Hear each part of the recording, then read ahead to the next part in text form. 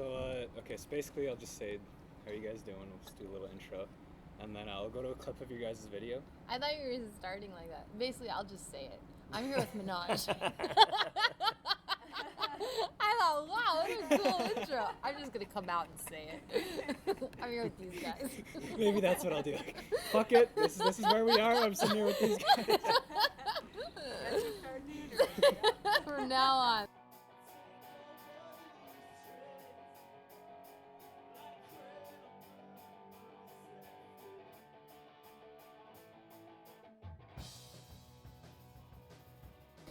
Okay, so I'm just gonna say it. I'm Jesse Reed here with Dropout Entertainment. I'm sitting down with all the rock band Menage. How are you guys doing? Good, how are you? Good. I'm pretty good.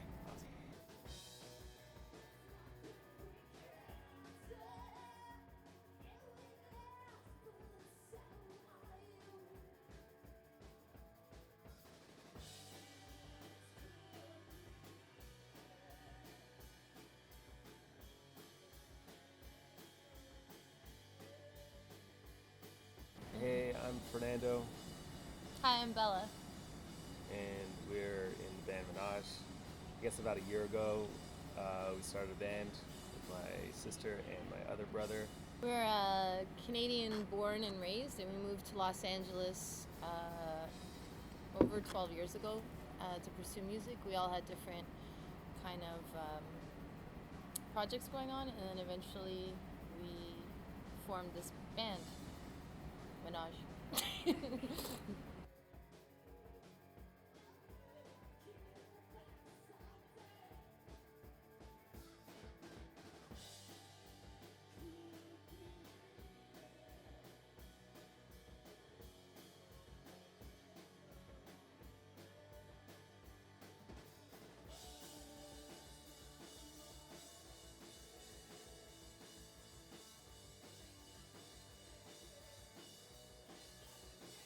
So you guys started playing music at a young age, right?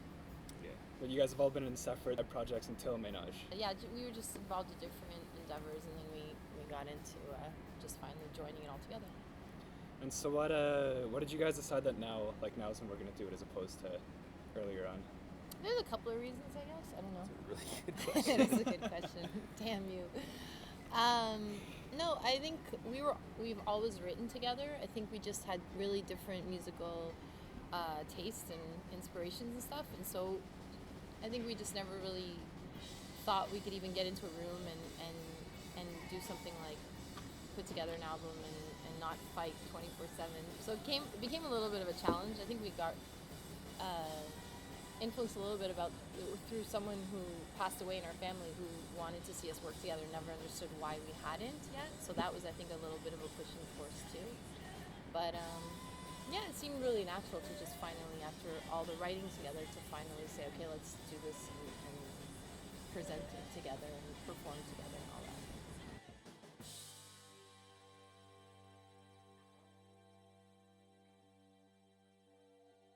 Cool. Yeah. You guys find it easier or harder now that you're writing music with your siblings? I think it's it's a continuation of... Or is this a bad question to ask while you guys are sitting beside each other? We're still getting through it. Yeah. I think every relationship's a challenge, especially when there's like creative differences between family or non-family members. It's always it could always be challenging, you know what I mean? Like working with four different people with opinions, and so it's always a little touchier with family maybe, or a little more, things may be taken a little more personally, but they're not. It's still just trying to come out with the best thing at the end result. Okay. And you guys were located in LA for a while before you came down here. We did our album up here. Yeah. We worked with some great, Canadian producers, and yeah, did all the recording and mixing up here. And we kind of toured up here for the last kind of 2 months. Yeah, we went kind of across America, and then we moved over here and did Played a whole live bunch of here. Canadian shows, and we're still kind of playing some now. So. Still playing here in November. We go back. We're kind of back and forth. Yeah. Okay. It's kind of weird. We're not really totally committed to one Yeah, you're place kind of to in call between. home yet. Okay, and so what would you say, is the Toronto music scene comparable to the LA music scene? Um, There's a lot of everything in Los Angeles. You kind of get everybody from everywhere goes there, and no one's really from there. You get to see there's like a plethora of bands you could see, but doesn't necessarily mean that the quality's there. I don't know if that makes sense, but there's just a lot of everything there. There's a lot of good. There's also a lot of bad. I think being here, it's a little bit. It feels like there's a little bit more sincerity to everything, because it's not like you're surrounded by these huge success stories, and it's not like it's the easiest thing carrying your gear through 12 inches of snow or whatever. The downsides to Toronto. Infam. So so I think if you do it here, there's I think a little bit more kind of love for the actual craft, as opposed to just I don't know, just seeing a lot of fancy cars around you and kind of being like, oh, I could do it too, everybody's doing it. I don't know if that makes sense, but Yeah, makes perfect sense in my head. And so you guys are going back down to the States to do a tour next month. Yeah. Can you give us some details about that? We're playing a really big show in it's presumptuous of me to say it'll be really big. We're playing at the Viper Room, which is one of our favorite places to play in Los Angeles, just because it's got so much history, and it's on a technical level, it's really a great stage to play on. It's not the biggest stage, but it's just, I don't know, there's something serene about being on that stage, because everything's so quiet and you hear everything so clearly, and it's just a great place to play. And the people there are really nice, the people that work there, and we know them. We've played there before, and every time we've played there, it's just been a really amazing night. So we're excited to go back and do that. And then we're playing some university gigs as well, which is cool, because we just really tapped into the university scene because college radio picked up the first single, and now they're playing the second single. But so it's cool. It's cool to be on university shows. It's great to be with that audience. They're fun, and we relate to them, and they relate to us, and so it's nice. Yeah, so it'll be a lot of fun. Yeah, and they drink a lot of beer. So, so we sound really It always good makes a to good them. crowd, yeah. So. And you guys were mentioning that you guys got lucky with lots of people you worked with. Just sounds kinky. No, they got lucky. Well, just through just by going and approaching people, no matter what their status is, which is a lot of things. A lot of bands are afraid to do, to go approach someone who's actually made a name for themselves. Yeah. You guys want to share a couple stories with how you guys went through with that? I think overall, we just always. I'll take it over. No, I think overall it's just we see life as. It sounds really cliche and stuff, but we really do see life as. It's very short, and it's like shut up.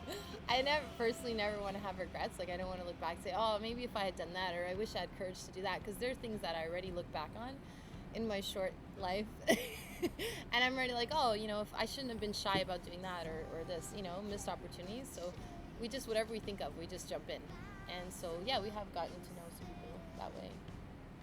Yeah, I met a guy like a long time ago, actually up here in Canada, who was just like an assistant on like a recording I was a part of, and then just kind of kept in touch, and then out of nowhere, like, we touched base online, and just saw what we were up to, and it turns out he was like doing great things, working on great records, and we ended up choosing him to produce our album.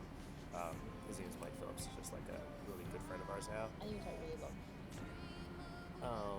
And then he was like, hey, I'm working with this guy who's a great mixer, and you should really, pass him some music or some demos. We passed on some demos to David Bottrell, who ended up mixing a lot of the album, who has done like a few Tool albums and Smashing Pumpkins, and Muse.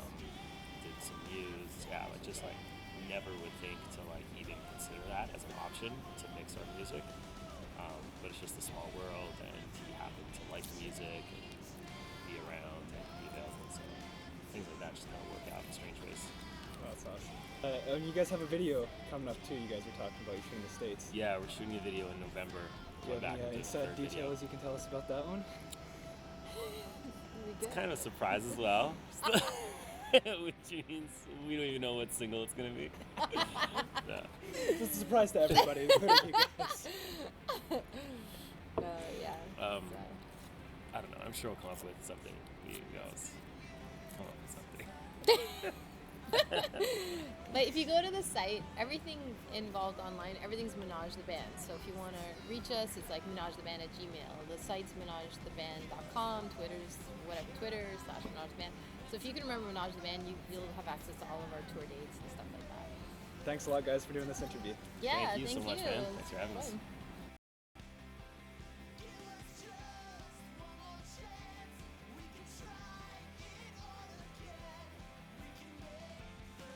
That's like what you always do. I'm just gonna say it.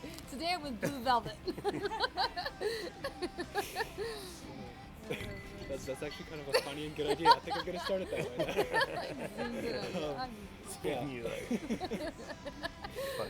Zoom out into the bed after. I'm just gonna say it. I was like, say the line. It's like, I just got It's like becomes your total like catchphrase, internationally t-shirts, acclaimed. I'm just gonna say it. I'm just gonna say it.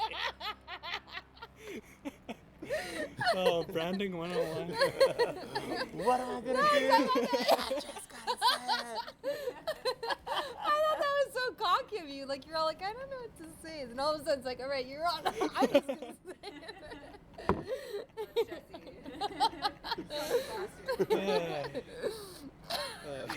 Try to start with another line. You can't now.